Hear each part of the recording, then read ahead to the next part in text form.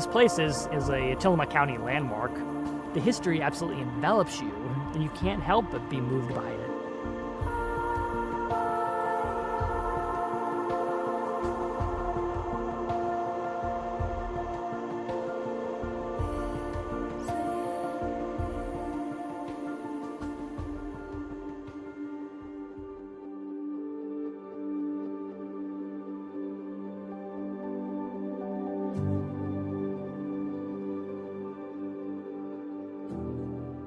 This was one of 17 hangars that were built during World War II for blimps, and it's only one of 7 that are actually remaining in the United States, and the only one the public has access to.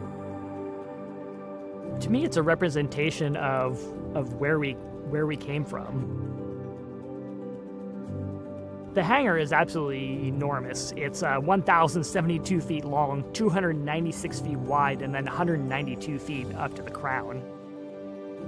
They used about 3.3 million board feet of Oregon lumber, specifically Douglas fir, to build the hangar. That's enough lumber to build 279 three-bedroom homes. They chose Tillamook because they wanted to be in a coastal area since they were doing anti-submarine patrol, and it was the northernmost site at the time where freezing and icing conditions really weren't a major hazard. They started construction in November of 1942. It took them 9 months to build this hangar. The weather was so treacherous here when they were building it, and the fog so thick that they actually had to string telephone lines from the top of the hangar to workers down below so they could communicate with each other.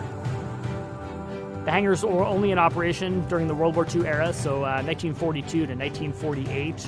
After the war, there wasn't much use for the hangars, so the hangars were used to store surplus aircraft.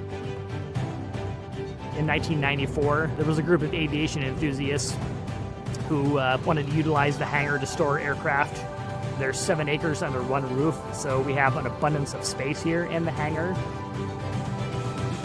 So we really had something out here for everybody at the museum. We had this magnificent historic World War II structure here with incredible historic airplanes with histories of their own. We're really not like a traditional museum where the floors are spit and polished, where you're being kept at arm's length from the exhibits. We want folks to approach the exhibits and interact with the exhibits. I think that really moves people. It's so important to remember the past, remember our history, remember what we went through as a country, and to pass those lessons down to future generations.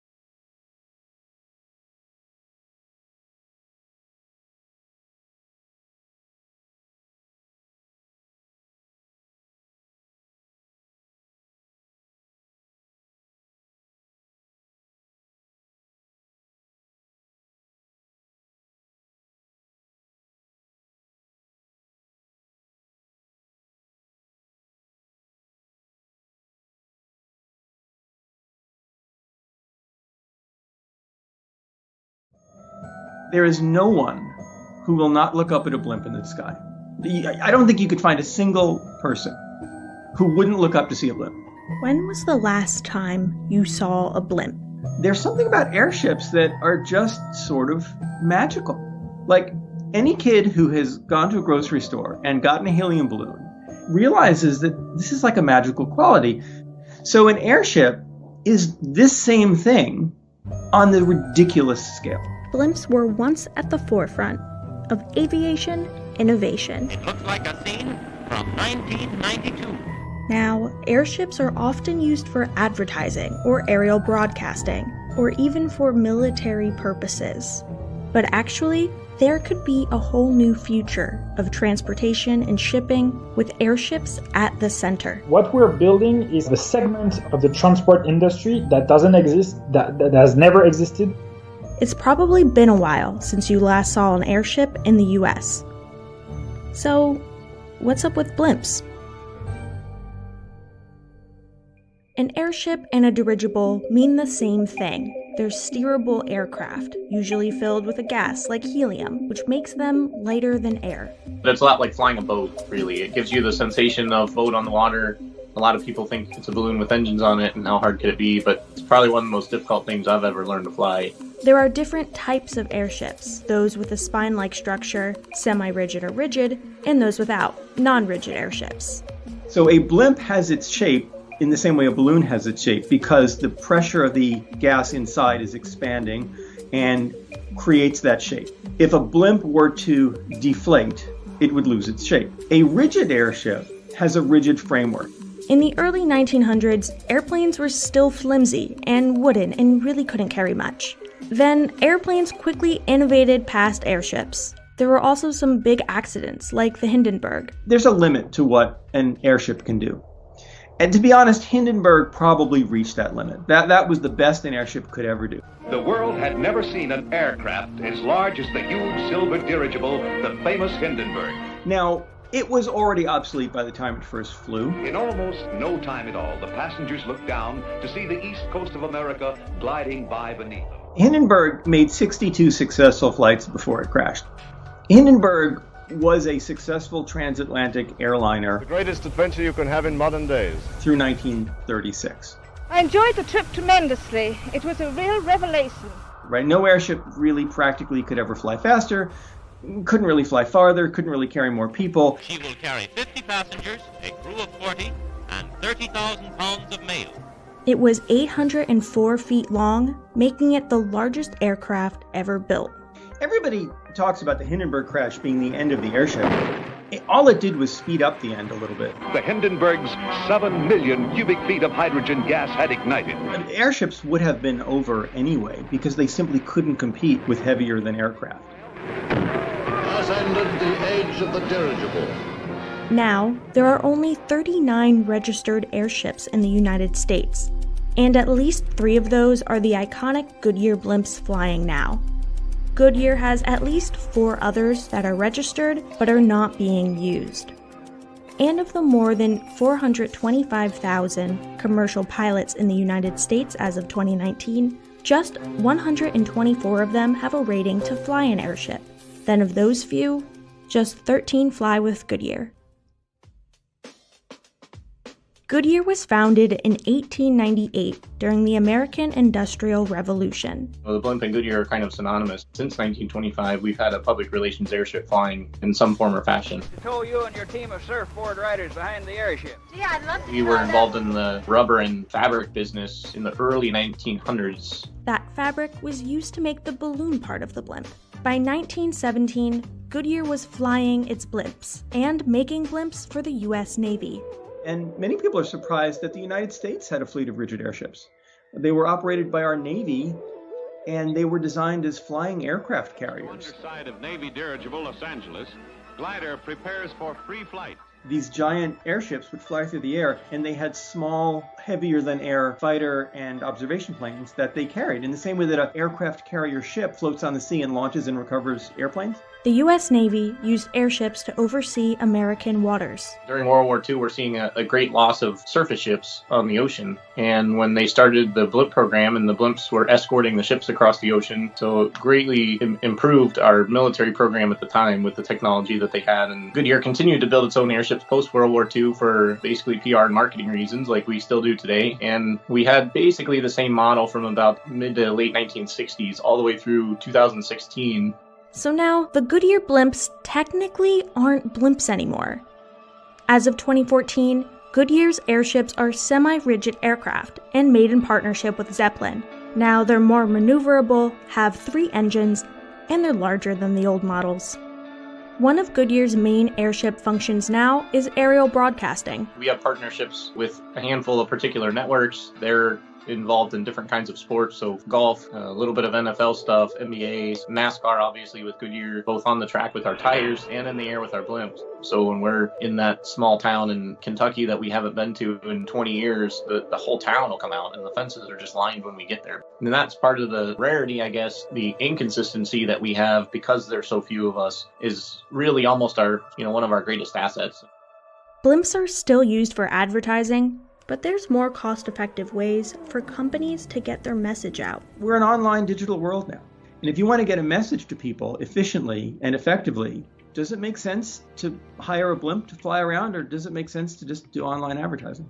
It's expensive to fly a blimp, in part because helium is so expensive. In fact, CNBC did a whole other video about why. Helium might be incredibly abundant in the universe, but it's rare on Earth. You have to find it, you have to refine it, you can't create it. And so it is expensive. Another lifting gas, hydrogen, is more dangerous to use because it's more flammable. But despite this, some companies are working on bringing airships into the future. There are a number of airship projects around the world currently going on. Lockheed has an airship project going on, right? They actually flew a prototype in 2006. There's a company in Great Britain called Hybrid Air Vehicles. Prepared for liftoff, the company hoping to sell airships made in Britain to the rest of the world. That flew a small airship, Airlander 10, which was basically an airship that had been built for the American military. They are currently working on developing a larger, more practical airship. There's a company called Flying Whales. Flying Whales is a French company that is developing the biggest airship in the world, the biggest aircraft in the world. All related to their ability to deliver cargo and to deliver cargo to inaccessible places. The goal is to develop a solution that will propose to load and unload up to 60 tons of cargo and transport this cargo without any transport infrastructure, meaning that we will never need to land to load and unload. Without needing to lay out new railroad or construct a new airport in these hard-to-reach areas, it makes the cost of shipping a lot less. But Flying Whales doesn't have an airship built just yet, and figuring out how to best balance the airship with the cargo load remains tricky. What happens when it drops that heavy thing? Or leaves it on the ground, delivers it, right?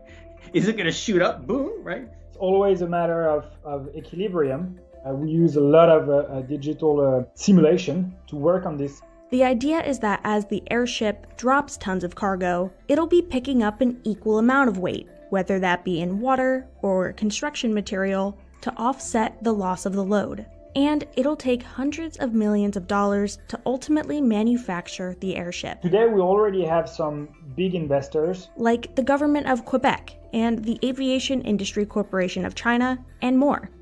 Flying Whales plans to build its first factory at the end of 2021 to start building its airship. Then it plans to fly in 2023. After it undergoes rigorous testing and standards, Flying Whales plans to enter the commercial space in 2025.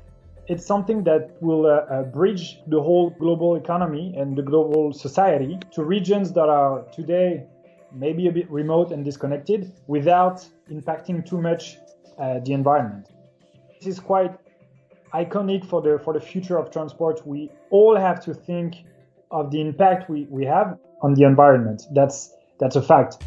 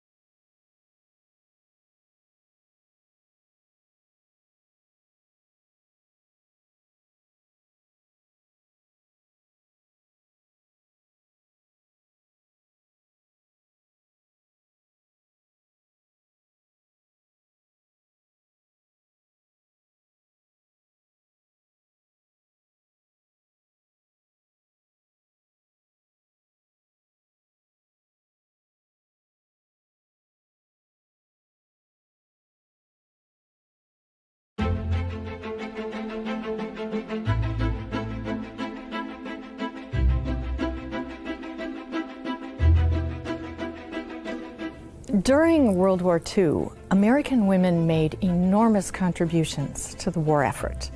Yet much of their fighting wasn't on the battlefront, but on the home front. Their home front activities offered challenges and opportunities never available before to women. Even everyday tasks took on greater meaning and depth. The contributions of millions of American women on the home front were vital. They helped win World War II. Women ran their homes and cared for their families amid challenging wartime rationing of materials and food that affected most aspects of their daily lives. But they did much more. Women worked in factories to produce military equipment, helped care for wounded soldiers, and provided emotional support for troops. They grew victory gardens in the city and cultivated crops on America's farms, feeding those at home and on the battlefront. Women even flew airplanes. The garments displayed on these mannequins represent just some of the stories of millions of American women during World War II.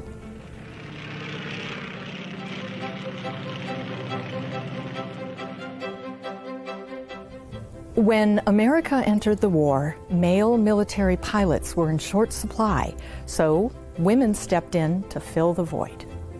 More than 1,000 women learned to fly, then joined the Women Air Force Service pilots, known as WASPs. These women ferried planes from factories to military bases, tested newly repaired planes, transported equipment and personnel, and towed gunnery targets, releasing men for combat duty overseas. This suit belonged to Ellen Rodis, a college student who decided to learn to fly, perhaps inspired by the contributions of the WASPs. So, why the stylish suit? Ellen Rodis wore it when she married her flight instructor in March 1945.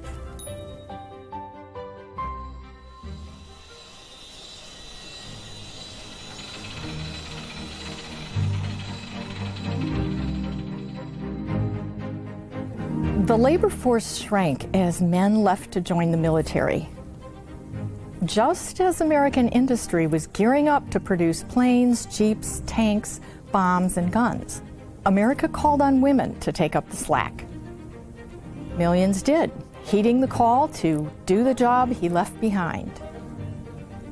Rosie the Riveter, a fictional character who embodied the ideal woman defense industry worker, came to represent these women. These sturdy garments, manufactured under the U.S. War Production Board, were made for women working on farms or in the factories.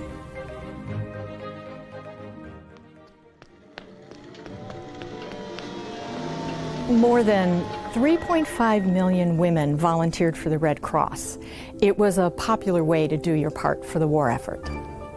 These women assisted medical personnel in stateside military hospitals and helped boost patient morale. They made surgical dressings, collected blood donations, and provided first aid training in communities nationwide. Volunteers also shipped care packages to prisoners of war in Europe and the Far East, and to soldiers at home and abroad. Red Cross volunteers worked in many capacities, including motor corps, nurses' aides, and home service. Each corps had a distinctive uniform. Hospital and recreation volunteers wore gray uniforms with a white cap and a gray veil.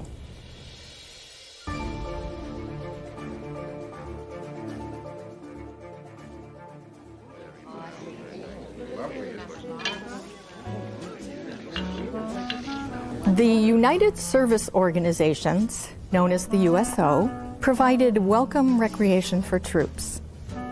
The USO operated approximately 3,000 clubs in the United States, where women volunteered as hostesses, dancing with servicemen, playing cards or ping pong, or serving donuts and coffee. Some servicemen just wanted to talk or share photographs of loved ones, so the women often lent an understanding ear to soldiers who were homesick or lonely.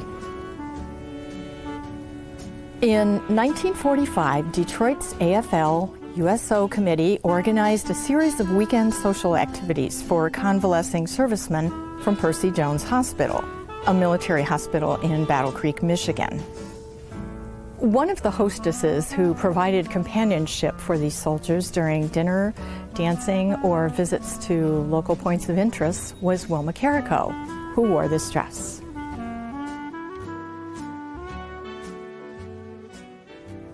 "4 years of war would change traditional notions of what a woman could accomplish. Since then, women have continued to challenge that thinking, participating in society in ways once unimaginable.